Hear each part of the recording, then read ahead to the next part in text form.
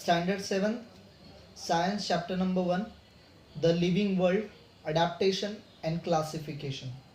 तो the living world, तो जिंदा चीज़ों की दुनिया, जिंदा, अलाइव, जो भी अलाइव है उनकी दुनिया कैसी होती है और उसमें अडेप्टेशन कैसे होते हैं, क्लासिफिकेशन कैसे होते हैं, ये आज हमें देखना है. A great variety of plant is found on the earth. Some of the plant have colorful flower. Some plants grow where waters are to be found in desert which have a scarcity of water. Some are found in the snowy region. Some are cannot seen without a microscope. Where some are huge in size. तो हमें कहा है कि क्या होता है, हमें plants में काफ़ी अलग अलग वैरायटी देखने मिलती है अर्थ पे. सो ये इसमें अलग अलग तरीके के प्लांट होते हैं. किसी पे फ्लावर्स आते हैं कलरफुल, किसी पे फ्रूट्स आते हैं, किसी पे फ्लावर्स और फ्रूट दोनों नहीं आते, राइट. किसी कोई प्लांट्स बहुत ज़्यादा बारिश वाले एरिया में ही होते हैं, रेनी एरिया में. कुछ प्लांट्स ट्रॉपिकल एरियाज में आते हैं. कुछ प्लांट्स डेजर्ट्स एरियाज में, जैसे कि कैक्टस है, ऐसे जगह पे आते हैं. तो कुछ प्लांट्स हमें स्नोवी रीजन्स में मिलते हैं. तो अलग अलग जगह पे अलग अलग तरीके के प्लांट हमें मिलते हैं. सो सम प्लांट कैन और कई बार हमें ये प्लांट इतने छोटे होते हैं कि हम देख भी नहीं पाते. कुछ प्लांट्स हमें एक्वाटिक वे में भी मिलते हैं, पानी के अंदर. So like a plant animals to show a diversity. Some are unicellular, other multicellular. Some are is vertebrate where other are invertebrate. So कुछ वक्त हमें इस प्लांट की तरह ही एनिमल्स में भी सिचुएशन देखने मिलती है. सो क्या होता है कि कुछ एनिमल्स यूनिसेल्युलर रहते हैं. यूनिसेल्युलर मतलब हमें पता है कि सिंगल सेल वाले. और कुछ एनिमल्स मल्टी सेल्युलर रहते हैं. कुछ एनिमल्स छोटे रहते हैं, स्मॉल रहते हैं, तो कुछ ह्यूज इन साइज रहते हैं, है ना. कुछ वर्टिब्रेट्स है तो कुछ इनवर्टिब्रेट्स है. सो ये सारी चीज़ें हमें यहाँ देखने मिलती है. So these world is full of variety. बहुत वैरायटी हमारे आसपास मौजूद है. लाइक एनिमल्स है, एनिमल्स में भी अलग अलग तरीके की वैरायटी है. जैसे कि एक्वेटिक एनिमल्स है, जैसे फिशेस वगैरह. टेरेस्ट्रियल एनिमल्स है, एम्फीबियन है, रेप्टाइल है, एरियल है ना. अलग अलग तरीके के क्या है एनिमल्स हमें यहाँ देखने मिलते हैं. These observe give rise to question how the great diversity come to be. तो ये बने कैसे, how it is possible. So ये होता है एवोल्यूशन से. एवोल्यूशन हम जैसे कि हम लोग ने 1 या 2 साल पहले पढ़ा कि मंकी से ह्यूमन बढ़ा, ये एवोल्यूशन है. हम अपग्रेड होते हैं, राइट. तो ये एवोल्यूशन हमारी तरह बाकी सारे एनिमल्स पे भी आया. मैमथ से एलिफेंट बना, राइट. सो ये सारी चीज़ें एवोल्यूशन से ही पॉसिबल है. और एवोल्यूशन किस चीज़ से पॉसिबल है, क्यों होता है? क्योंकि एडाप्टेशन. हमारी सराउंडिंग चेंज होती रहती है, कभी ठंडी, कभी गर्मी, कभी बारिश, राइट. हमारे बॉडी को भी उसी तरह बनना है. कई जगह बहुत धूप से भरा डेजर्ट है, तो कई बड़ा ठंड से भरी स्नोवी रीजन है, तो कई जगह ट्रॉपिकल रीजन है, राइट. तो ये सारी चीज़ें हमारे एवोल्यूशन से डाइवर्सिटी में आई. हम अगर हम देखने जाए तो 2011 में जो सेंसस आया, हमारे वर्ल्ड ने जो चेकिंग की, उसके हिसाब से 87 मिलियन, कितने, 87 मिलियन स्पीसीज हमारे अर्थ पे अवेलेबल है. लिविंग थिंग्स ही अलग अलग है ज़रूर. So other plants and animals from Kashmir and Rajasthan are same type. तो राजस्थान के डेजर्ट में जो कैक्टस है या फिर जो भी ट्रीज वहाँ अवेलेबल है, वो क्या स्नोवी रीजन में कश्मीर में मिलेगी? नहीं, वहाँ पाइन ट्री जैसे ट्रीज होंगी. So can you elaborate different between the two? Yes, क्योंकि जो राजस्थान में डेजर्ट में हमें जो ट्रीज मिलेगी वहाँ वाटर स्कैर्सिटी है, तो इसीलिए उसको लीव्स नहीं होंगे. जो कैक्टस हमें जो मिलेगा उसको लीव्स नहीं होंगे, क्योंकि उसके जो स्टेम होगा उसी में वो अपना फोटोसिंथेसिस से अपना फूड बनाएगा कम से कम पानी में. और उसी तरह अगर हम स्नोवी रीजन में जाते हैं, वहाँ पाइन ट्री जो मिलेगी वो उसकी जो अडेप्टेशन है, उसका जो बेस है वो इस तरह होगा कि वहाँ उसके लीव्स जो होंगे वो थोड़े से मोम से भरे होंगे, क्योंकि उसके ऊपर जो बर्फ गिरेगी वो पिघल के नीचे आ जाए. राइट. सो ये सारी चीज़ें हमारे आसपास होती है. सो trees like a pine and देवदार flourish in the snowy region like in Kashmir. तो पाइन और देवदार जैसे ट्रीज क्या होते हैं, कश्मीर में मिलते हैं. However, the desert is like Rajasthan like a cactus and acacia.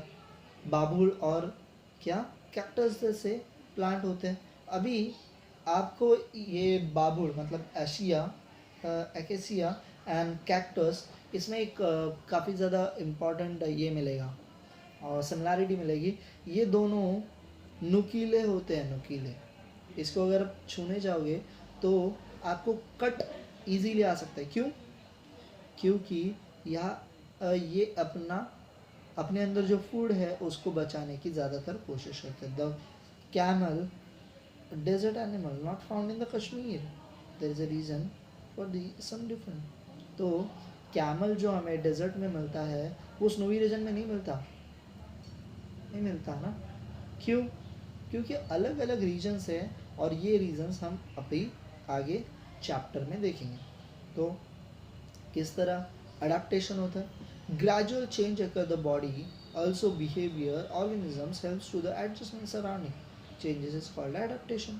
तो समझो आप बच्चे थे, जब आप बच्चे थे 2 साल के 3 साल के, स्कूल में जाने के लिए रोते थे, मेरा नहीं जाना है, पढ़ाई नहीं करनी है. क्या अभी भी आप वैसे ही करते हो? सम ऑफ देम यस. कुछ लोग ये हाँ भी कहेंगे, मेरा नहीं जाना है स्कूल, नहीं पढ़ाई करनी है, क्या फ़ायदा है पढ़ाई करके, जो का पार्ट. पर जब हम बच्चे थे तब हमारी जो बिहेवियर थी, जो हमारी बॉडी लैंग्वेज थी, जो हमारी साइज़ थी, वो श्योरली अभी नहीं है. हम बड़े हो चुके हैं, हमारी बॉडी कुछ अलग फंक्शन कर रही है, हमारी ताकत अलग है, हमारी सोच अलग है, हमारा बिहेवियर अलग है ज़रूर. और इसी वजह से क्या होता है कि हम ग्रेजुअली अपग्रेड करते हैं खुद को, हमारे विचार बदलते हैं. और कुछ साल बाद आप जब मॉम डैड जितने बड़े हो जाओगे, आपके और विचार अलग बदलेंगे, आपकी नॉलेज और बदलेगी, आपकी ज़रूरतें चेंज हो जाएगी. सो अडेप्टेशन, हम अडाप्ट करते हैं. हम जो जब बच्चे थे तब वो बचपना अडेप्ट किया था, बिकॉज हमें पता था कि सब हमारी बात मानेंगे. हम लोग ने रोया तो हमें चॉकलेट मिलेगी. अब हम बड़े हो गए थोड़े से, तो पता चला कि अभी पढ़ाई करनी है, नहीं की तो मम्मी पापा क्या करेंगे वो आपको ही पता है. और जब कुछ सालों बाद आप पे कुछ जिम्मेदारी आएगी, अब मॉम डैड जितने बड़े होंगे, तब आपकी अडेप्टेशन किस तरह होगी. ये सारी अडेप्टेशन हुई, ये सारे आपके विचार हुए. सो ये अडेप्टेशन काफ़ी वक्त लेती है. इसी तरह क्या होता है, इन एनिमल्स में भी क्या होती है, अडेप्टेशन होती है. ये क्या करते हैं, खुद को अपने सराउंडिंग के हिसाब से बदलते हैं. बराबर. जैसे कि याक को अगर हम लोग डेजर्ट में लाए तो वो गर्मी से क्या होगा, क्योंकि उसके बॉडी पे इतने ज़्यादा हेयर है कि वो पहले ही क्या करता है, जो स्नोवी रीजन है वह नॉर्मल फील करता है. सो ये सारी चीज़ें अडाप्टेशन पे डिपेंड होती है. सो लोटस एक एक्वेटिक एनिमल है, एक्वेटिक प्लांट है.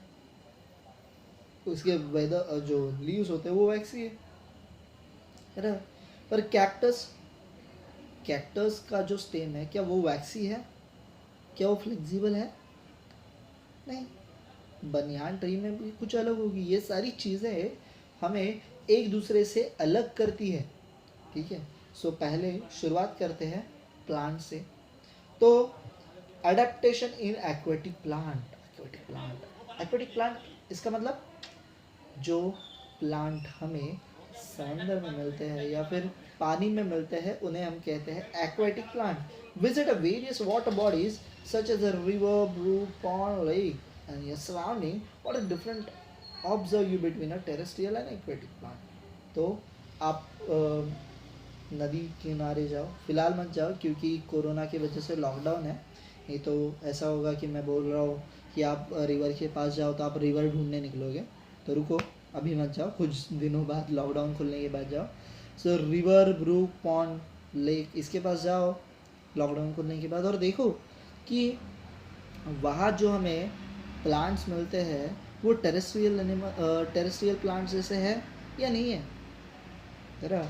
So some aquatic plants are firmly rooted in the soil at bottom of water bodies. तो कुछ ऐसे एक्वेटिक प्लांट होते हैं जो क्या होते हैं, पानी के अंदर जो सॉइल होती है उसके अंदर फर्मली रूटेड होते हैं. The stems are submerged while leaves and flowers float on the surface. तो उनके जो लीव्स और फ्लावर्स होते हैं वो क्या करते हैं, पानी के ऊपर तैरते हैं. They are root are not anchored in soil. बराबर, उसके जो रूट्स है वो ज़मीन के अंदर है पर वो उनको क्या कर सकते हैं, मूव इन कर सकते हैं. The surface of leaves and stem many aquatic plant cover with a waxy layer. तो इनके लीव्स और फ्लावर्स पे काफ़ी बार स्टेम के ऊपर काफ़ी बार क्या होता है, वैक्सी लेयर होता है ताकि जो पानी है, वाटर है, वो उसको अफेक्ट ना कर पाए. There are thin slender ribbon. These shapes helps them withstand a fast current of water. और यही उनकी जो शेप होती है वो पानी के बहाव को सहन करने की शक्ति देती है. और उसी के साथ उनमें, उनके स्टेम में क्या होता है, एक जगह होती है, एयर स्पेस होता है जिसमें, जिसके वजह से वो एक्वेटिक होने के बाद भी पानी के ऊपर तैर सकते हैं. तो ये हुए aquatic plant.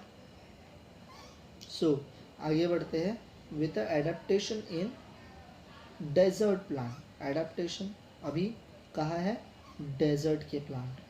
So take 2 potted plant, 2 plant लेने. One a cactus and other is leafy plant. एक ऐसा लेना है जो क्या है, कैक्टस, और दूसरा है leafy. Tie a plastic bag loose around the leaves of this plant and keep them in sunlight from early morning. Afternoon, bring the pots some classroom and observe them. तो आपको ये एक घर पे करना है. अभी कैक्टस कहाँ मिलेगा ये पता नहीं है, बट ढूंढो, पर ढूंढने के लिए बाहर मत निकलो. सो हमें ये इसको क्या करना है, थैली में बांधना है और क्या करना है, सनलाइट में रखना है, ठीक है. और कुछ दिन बाद हमें देखना है. The desert plant either leafless or their leaves are like small needle. तो डेजर्ट प्लांट कैसे होते हैं, आइदर लीफलेस होते हैं, उनको लीफ ही नहीं होती है, या फिर उनकी लीफ होती है वो उनके क्या, कांटों की तरह, थ्रोन्स की तरह होती है ना. So as their result lose a very little water by evaporating. तो मैंने आपको शायद पहले के लेक्चर्स में कई बार बताया होगा कि प्लांट अपने बॉडी से वाटर एवेपोरेट करते हैं. तो ये जो प्लांट होते हैं कैक्टस जैसे डेजर्ट प्लांट, ये अपने बॉडी से बहुत कम वाटर क्या करते हैं, एवेपोरेट करते हैं.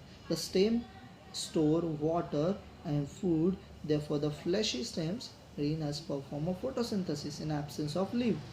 तो इनका स्टेम ग्रीन होता है और ये क्या करते हैं, अपना खाना, पानी, कार्बोहाइड्रेट्स, क्लोरोप्लास्ट, ये सारी चीज़ें अपने स्टेम में ही रखते हैं। और इसी वजह से जब हम इनको देखते हैं तो इनका सारा प्रोसेस सिर्फ और सिर्फ स्टेम में ही होता है। मेरा फोटोसिंथेसिस जो प्रोसेस है वो लीव्स के बिना भी हो सकती है। So do roots are deep penetrated in the soil and spread in the search of water. तो इसके रूट्स जो होते हैं ये ज़मीन के अंदर बहुत ज़्यादा डीप पे जाते हैं ताकि वो ज़मीन के अंदर की पानी ढूंढ सके। There are thick layer to waxy substance and stem, these are plant suit. तो इसी तरह इनके ऊपर भी एक थोड़ी सी थिक वैक्सी लेयर होती है ताकि वो अपने अंदर से कम पानी एवेपोरेट कर सकें। आगे बढ़ते हैं। Adaptation in plants of snowy region. Snowy region में कैसे प्लांट होते हैं? The plants in snowy region is mainly include the नोरिफोन लाइक देवदार एंड पाइन। तो स्नोवी रीजन में पाए जाने वाले प्लांट्स में हमें सबसे ज़्यादा जो पता है वो है देवदार और पाइन। ये देवदार और पाइन जो प्लांट होते हैं ये कोनिकल शेप में होते हैं। कोनिकल हमारे बर्थडे कैप की तरह, right. These trees is a conical shape due to the sloping branches. और इसके ब्रांचेस ऐसे एक स्लांटिंग शेप में स्लोप होते हैं। अब होता क्या है, स्नोवी रीजन में बर्फ़ पड़ती है और बर्फ़ की वजह से इनके जो लीव्स है वो क्या हो जाते हैं, फोटोसिंथेसिस, बर्फ़ की वजह से ये लीव्स फोटोसिंथेसिस नहीं कर पाएंगे। इसीलिए ये कोनिकल शेप वाले जो ट्रीज़ है ये अपने ऊपर से बर्फ़ को नीचे गिरा देते हैं। अब नीचे गिराने की वजह से क्या हो जाएगा, the conical shape prevent from snow. अब ट्री स्नो से बच गई और इसके जो लीव्स होते हैं ये भी थोड़े वैक्सी होते हैं। और इसी वजह से क्या होता है, ये सारा बर्फ़ नीचे निकल जाके जो सन आता है और सन से ये क्या करते हैं, खुद को अपने आप को फोटोसिंथेसिस प्रोसेस के लिए रेडी करते हैं और फोटोसिंथेसिस से क्या करते हैं, अपने आप को बड़ा करते हैं। सो शायद आज के लिए हम यही रुकते हैं। अगली सारी चीज़ें, अगले सारे एडाप्टेशन हम अगले लेक्चर में देखेंगे। That's it for the day. Bye bye.